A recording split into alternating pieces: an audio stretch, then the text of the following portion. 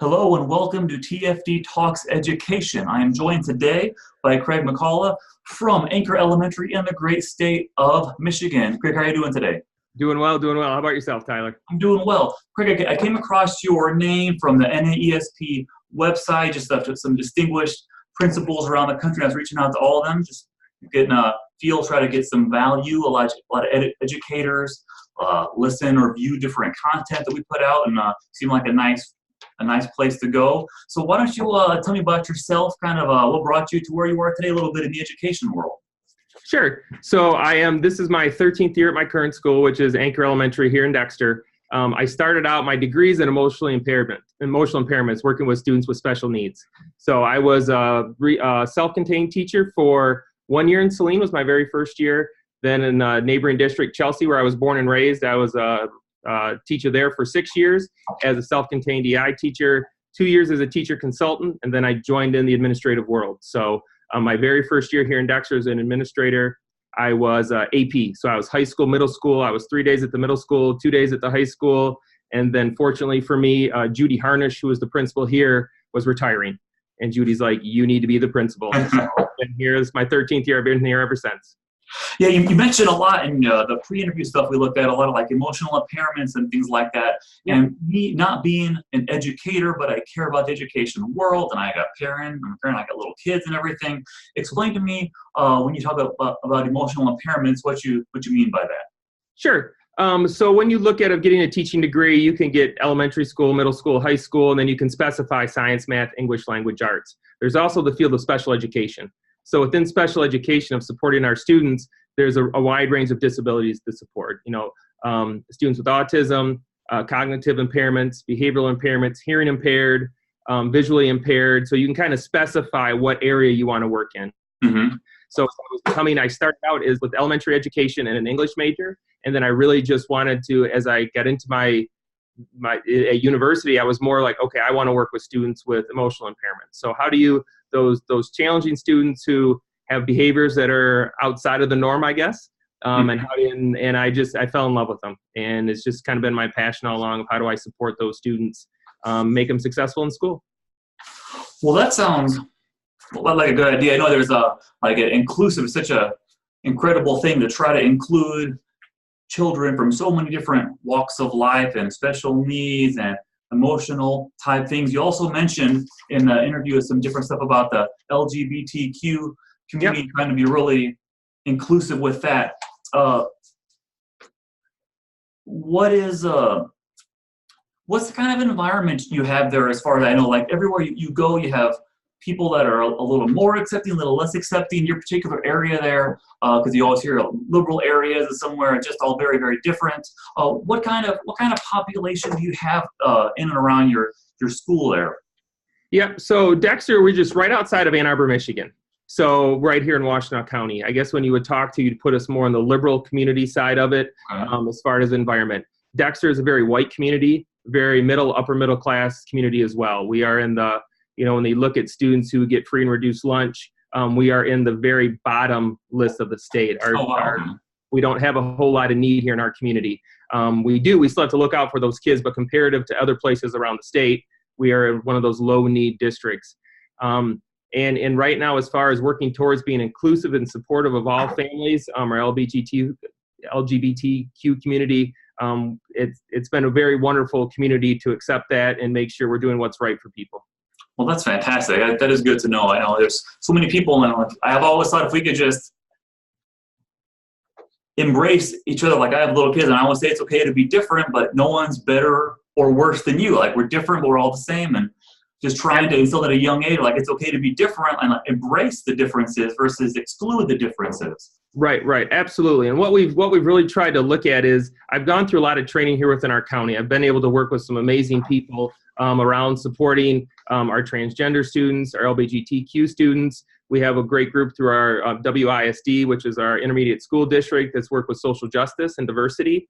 And what I've learned through my learning, I'm always trying to learn and be better, was that we have to be intentional about teaching our kids to be kind, right? Mm-hmm. So just what you said, Tyler, we want all of our kids to be accepting and knowing of everyone, but kids are inquisitive, kids ask. And if we don't talk about color or, different religions or different family makeups. They make up the story on their own.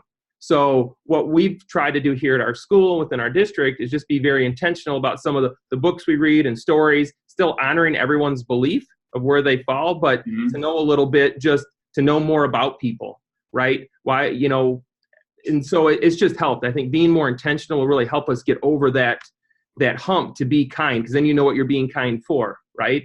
And why to be accepting of all people, because I agree. I think everybody wants to live in a world, no matter where you are, that's kind and respectful of who you are, and then know that they'll be accepted and welcome into your community. I agree. And one thing, so as I formulated this stuff, I kind of have these lists of 6 questions I ask every person. Going on the line number 1, if you could change one thing about education in the United States, what would it be? Funding. I know it's probably the easy answer and easy way out. It's just how do we really, I think districts are struggling all around the country, but how do we get adequate funding to support our students, especially our students of need, and how even more the social emotional learning, how do we get more social workers, more counselors, and then just more support within our schools. And we always have to work within a limited funding structure. And we'll have neighboring districts that get a lot more. We get about $7,600 per kid, per student. That's our foundation allowance. I believe Ann Arbor gets over $10,000. So they're getting a different experience based on the funding. So if we could create a system where schools have enough to really do support our students well, I think we would see a lot. Things would be better. Makes sense. Okay. In your journey as an educator, especially a principal, what's something that has gone a lot better than you expected? Like something you did or changed and didn't know was going to happen, and it just went a lot better than what you thought it was going to do? I think the collaborative nature of our staff. Working teachers in some ways are independent contractors. We work well. We work towards the same curriculum, but when we go in our classrooms, they're kind of on their own. And what's really done well for me, what I've seen over the years here, is the collaboration I have among my grade levels and among colleagues as far as coaching with each other, getting into each other's classrooms. So to me, we've come a long way. And I think education, we're getting better at doing those, instructional rounds where we get in the classrooms. I'm just proud of where our building has come, just to building that collaborative nature. And the next thing, which I think I'm a personal believer that you always learn more from your failures and your successes. What's something you thought was going to go really great and be a grand slam and fell short of that by a significant amount? I think I could go back to some of the collaborative thing, right? As we go back, part of it is the accountability that I've tried. Like, teachers are great. It's about being collaborative, getting in there. I tried to set up a system of, okay, well, let's get notes so we can check in and just so I can see what's going on in your grade level. And life gets in the way, I think. So for me, it's checking the notes and it's fallen off. So I know my staff is still meeting. They're still being collaborative of doing all this, but to have a good warehouse of the knowledge of where it is, it's kind of falling flat. So I have to work on getting that better system of making sure within the notes, we have the note taker and it's in. So I wish that would have gone better. We tried to launch it a couple times and it just hasn't taken off and gone. Okay. What about being a principal has been the most different than you expected?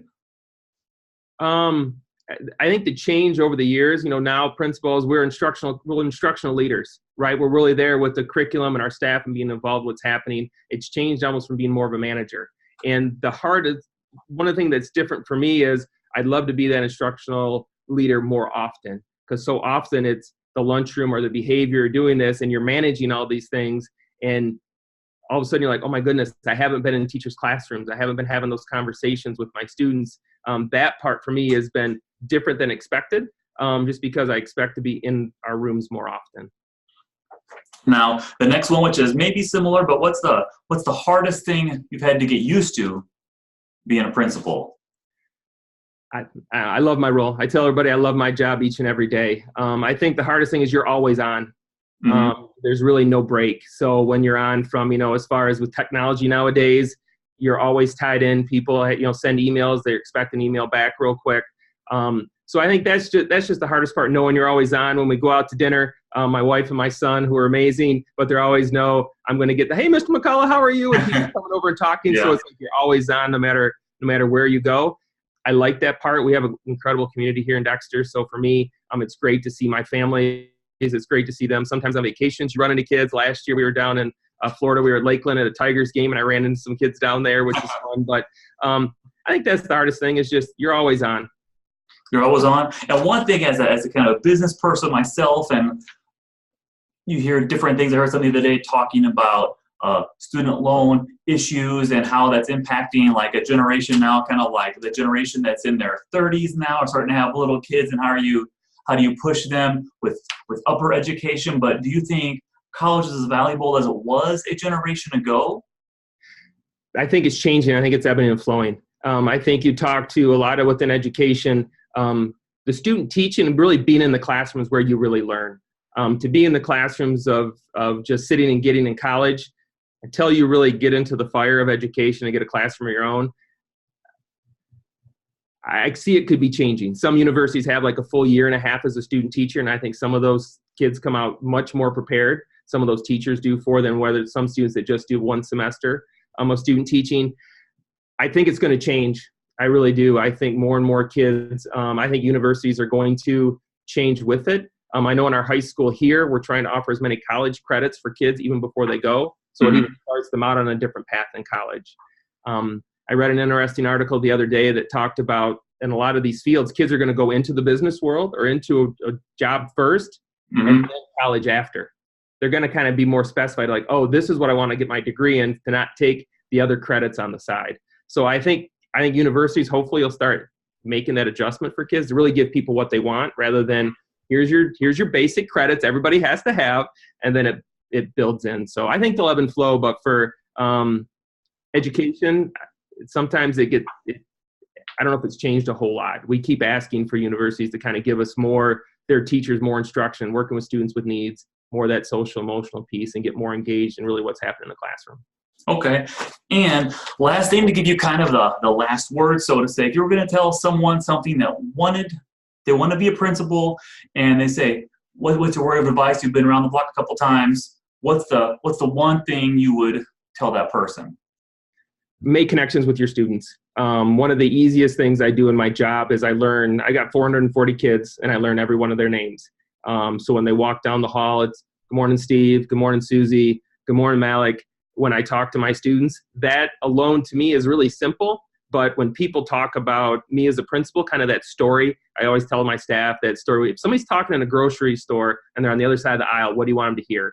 And my families always say, it's amazing how you know our kids' names and you're connected. And that would be the one thing I would tell someone to go into this role, is really get connected with your students, make sure that they feel special and connected to you. That would be my one of the many pieces of advice, but that's one I would give you there. But that's the one. All right, we'll wrap it up for TFD Talks Education for today. Craig, thank you so much for joining us. Tyler, thank you for having me. I appreciate it. Thank you very much.